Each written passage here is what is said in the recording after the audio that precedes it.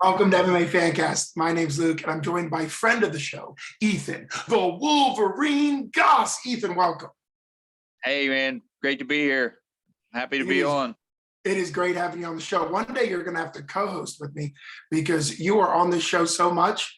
It's great seeing you. Now, we've got a lot of exciting news, but first off, what was it like stepping back from being a fighter in October and doing the commentary for 247 Brawl in the Burgh 9? Let's start off with that before we get to the really exciting news. That was a lot of fun. I got to say so myself, sitting there with you and with Kavanaugh there. I think we had a good time. You know what I mean? We was able to enjoy the fights and we was able to watch the show. And you had front row seats. The only person that had better seats to the show was the ref. Yes. But there was a lot of action that night. And that was my first time calling a whole event. And Ryan didn't seem like he was too upset with how I did. So it was fun, definitely fun, a lot of fun. It was an honor. I've been able to call every one of the fights you've had for 247, which has been incredible. And I can't wait to February 5th to be able to call your fight then as well. But it's also really cool to have worked next to you side by side doing the commentary. I mean, that was just a lot of fun. You had a lot of great insight. And it's just interesting how the commentary team has kind of its own pace. Because we had to do things and hit things. It's, of course, different than fighting, but you have to kind of get in the flow, and you did a great job with that. All right, so the cat's out of the bag. It's been officially announced that you are fighting for the professional 145 featherweight belt at Brawl in the Burgh 10, February 5th at Monroeville Convention Center. Right off the bat, what is your thoughts at getting a crack at the 145 pro belt? Tom, I got to do it. You know what I mean? I got a crack at it back in 2020, 2019? No, it was 2019. It was November of 2019. Yeah. 2019. Yeah, I got the fight for it in 2019 against De Jesus, and I come up short that night. And he's went on to do bigger and better things in bigger promotions, and the title was kind of open, and I was able to rattle off 2 wins, and now it's back right into the title picture. So this time I got to do it. This time you got to do it. You're 2021 coming out of the misery that everybody felt in 2020. Your 2021 was fantastic. 2 wins, both very important. The first one, which was May 22nd, was the double header feature that 247 did. You came on this show and said that you were feeling so confident and so skill level high that you thought you could have 2 fights and 2 wins on back-to-back cards. You probably could have, because you stopped your guy by standing guillotine, I think, in under 2 minutes in the first round, and you looked fresh as a daisy. You could have fought later that day. So that really got your 2021 off. And then you had the barn burner of barn burners, fight of the year, back at in your hometown area in Johnstown for Flood City. And that was a decision that was just spectacular. How much have you watched that fight back, given the level of performance you did, which is incredible, and the fact that you had to fight right down to the very last 30 seconds? It was still going either way. I watched after the video come out, I watched it, I don't know, maybe 2 times. It was a very fun fight. I would definitely say, out of my 24, 25 fights, however many it's been now, Skyler and John De Jesus, they're the 2 top guys I've ever, the 2 best fighters that I've ever stepped in there with. And, he made me work for it. And, I had to bring the dog out, which I haven't had to do that in a while, like I had in some of my amateur fights. But, it was a great night, great fights. I was just on. Everything was on. I was moving, I was basically, he was a striker coming in, and I was able to take away his striking from him, and I was able to lead the dance on the feet. Mm-hmm. And by the second round, he was, trying to change his game plan and wanted to start wrestling. Yeah. And the first takedown he got, caught me off guard, no doubt about it, because I never thought he was going to shoot. But after that, I was on I was on cue then. I knew there was a chance he was going to shoot. I knew there was a chance he was going to look to get it to the ground. You know what I mean? So I fought clear up to the final second. Yeah. Like, Yeah. I know when I heard the clappers, like I heard somebody yell 15 seconds or something. I heard the clappers, like it was just turning on. You know what I mean? I was going for broke. I was trying to put him to sleep with the punches I was throwing. So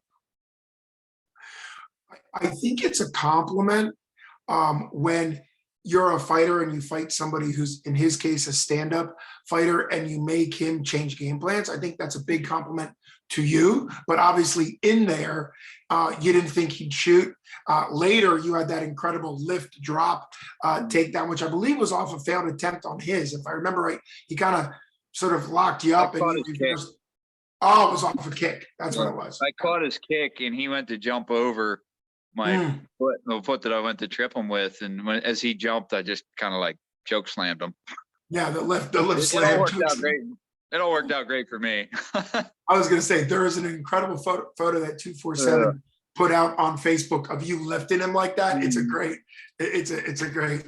photo. I mean, honestly, that's a compliment to Sutho, that you put him right up there with John DeJesus. So obviously hats off to him and his team. But it also shows that when you're working well and you're so well-rounded, that you could take somebody out of their game plan and make them fight what is arguably your better game plan anyhow. So it kind of makes a huge deal. For fans out there that haven't yet fallen in love with MMA, that's why MMA is so complicated, because it's not just two people doing the same thing over and over again. It changes every second in the fight because people adjust and counter and all of those things. So you've had a couple months. I think you told me, we were hanging out after the big Flood City fight, and I think you told me, if I remember right, that you were going to take a little bit of time. You have a day job being an excavator and you had work to do and let the body recover. How much time off did you take, and when did you kind of start hitting the ground running? Because you have been training hard all summer thinking that something might have happened before the October. So kind of what rest did you give yourself? We obviously fought in May, kind of did a fairly quick turnaround in August. Yeah. Summertime and fall, like that's my busy time of the year. You know what I mean? So I just kind of, I didn't take a break. Like I took 3 weeks off from the gym. Like it was just, I didn't, you know what I mean? I didn't go back to the gym for 3 weeks. And, with that 3 weeks off, after I went back to the gym, I felt better on my first day, like first week back, than I did the whole training camp. Like it was just, I must have needed it. You know what I mean? Because I felt good. I wasn't over, you know what I mean? I wasn't heavy. I didn't put on a bunch of extra weight. I'm still in shape. You know what I mean? Everything felt good. But yeah, I took them 3 weeks off and then I went back to the gym. You know what I mean? And I still was working and stuff. And when you get ready for a fight, like I didn't want to do the October one because I did May, August, and then October was going to be right after that. It takes so much out of you, like to put in, like, because when you put in a camp, like you gotta, you know what I mean, get rid of everything else. You gotta put everything else on the back burner, and it becomes mentally stressful, just as much as it does physically stressful. But for me, I just kind of wanted to take that, time, because I knew I had other things I needed to do outside of the MMA world. And I knew there was going to be some shows coming up. I didn't know when, like, because we were kind of not knowing what was going to happen at the beginning of the year after they had the one in December booked. And I forget I wasn't going to be able to be on the December one. I don't remember why. I wasn't. I remember you telling me why, because your lady friend was going to be out of the country and she wasn't going to be fighting. Yeah, I forgot my crazy fiance had a she has to be there. She doesn't think I can fight without her. So that's what it was. That's what you told me.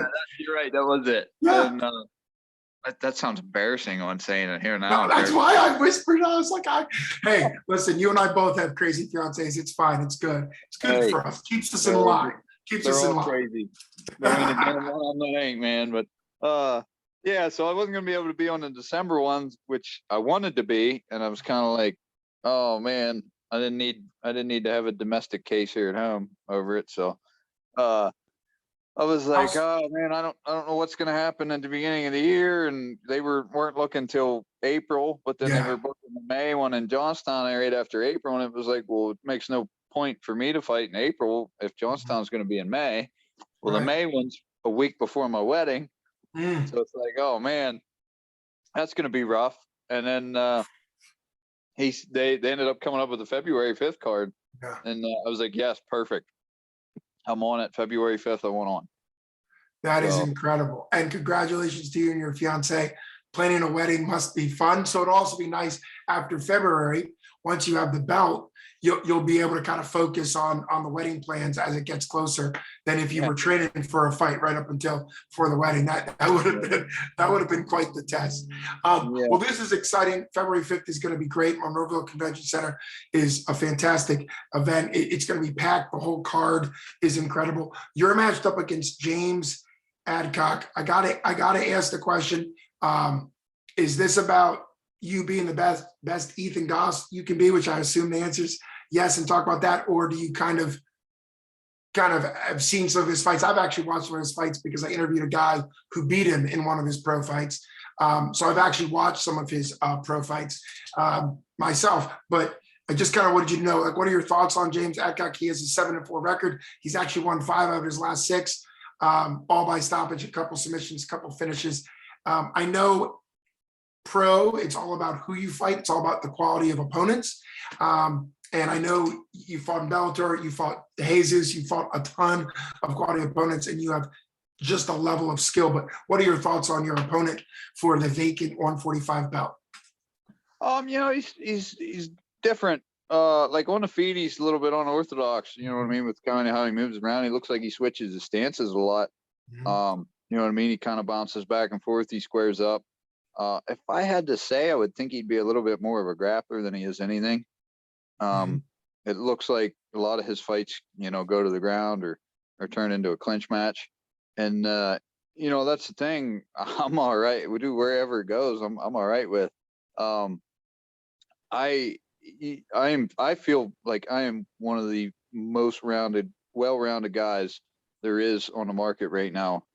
And, because I can wrestle, I can strike, I can do jiu-jitsu, I can clinch, you know what I mean? The whole everything. Like I just feel good everywhere where I'm at. And right now, like especially, 2021, I won all the fights I had in 2021 when Yeah. I'd beaten that year. I just feel like I'm clicking, you know what I mean? Everything's clicking on all cylinders. Me and the coaches are clicking, you know what I mean? Like I'm having just really good days in the gym. Everything's just good, as far as February 5th goes, it's just a matter of me showing up. Just like I said, I mean, I'm not going to sit here and talk shit on him or say anything like that. But, if I show up and it's the best me, you know what I mean? The very best me can hang with the very best in the world. And I truly, truly believe that. So, I think me at the highest level that I can be at and can compete at, it's going to be a fun night for me. So it's going to be a fun night for the fans too, and that's a big part. But we want it to be a fun night for you. That is important because that's always one thing. You as a fighter, like you've paved the way for pretty much every regional MMA in Pennsylvania. You fought all over the place in Pennsylvania. And obviously 247 has been blessed and happy to have you. You fought for them probably the most, if not the most, of the pros. I think this is going to be my 6th or 7th appearance for them. 6th. I think this is my 6th. Yeah, because I had written down that I've commentated and sat cage size for 5 of your fights. So for 247, so that would be your 6th.